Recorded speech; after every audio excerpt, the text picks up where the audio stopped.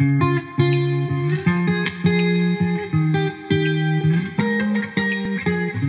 everybody, it's Dan. So in this video I want to talk to you about wealth and education and all of that good stuff, because I was reading an article talking about some of the latest research that's come out from a woman who analysed about 600 millionaires in the USA, and this is a follow-up research paper to the book The Millionaire Next Door, and this is called something like More Millionaires Next Door, something like that.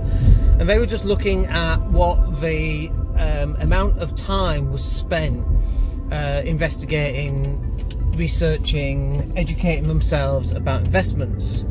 And I just thought it was a really important piece of information. And the golden number I shouldn't use a golden number, because golden number has a different reference to nature, doesn't it?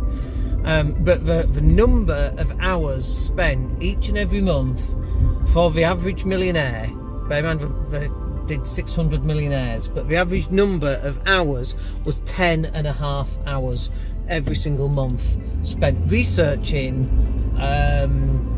investments and that kind of thing. And you know what? A lot of them had like index funds, like the Vanguard, S&P, Bogle just passed away, the guy that invented that, the guy who ran Vanguard.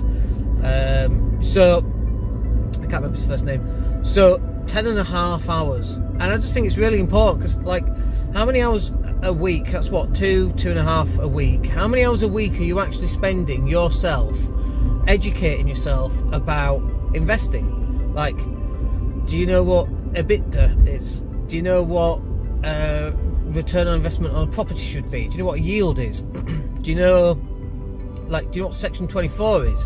Do you know what a Section 8 is, and under which grounds you need to be evicting? Like, I know landlords, and they don't even know any of this information. They don't even know what Section 8 is or Section 21. They have no idea about what the rules and regulations are, and it's really basic stuff as well, because all you've got to do is buy a book and read it, jump online, find it out. And I get sometimes you don't know what you don't know, so you don't know to go and find that information out. But you should have read a book on that by now. You know, like, how do you get a 10% return on average over the last 10 years? Where would your money go for that? These are the types of questions that you should be asking yourself, but you only know to ask those type of questions when you actually start reading and start learning from other materials, because you don't know the type of questions you need to ask until you learn the information. And so a lot of this is about becoming financially literate, and there's so many financially illiterate people out there. It cracks me up, that's why my voice broke. It cracks me up every time. There's so many financially illiterate people out there haven't got a clue. They spend more time watching Game of Thrones, which I get, you know, however many seasons, however many hours. I mean, we're watching Suits right now. There's like 8 or 9 seasons of Suits. It's like 20 episodes per season. That's an awful lot of TV we're watching, but we're already pre-educated. And we're already educating ourselves in and around that as well. But most people sit, watch Game of Thrones and Suits and everything else, and they've got no financial education whatsoever. So how many hours are you spending each and every month investigating, working out what's what and where your money should be going? I think it's really important that you find that out and have a good think about that. So I hope that's useful for you. We'll catch up with you in the next video. Take care. I once felt I'm done with the defense. Drove back and climbed over your fence. Had to show you that I was a mess.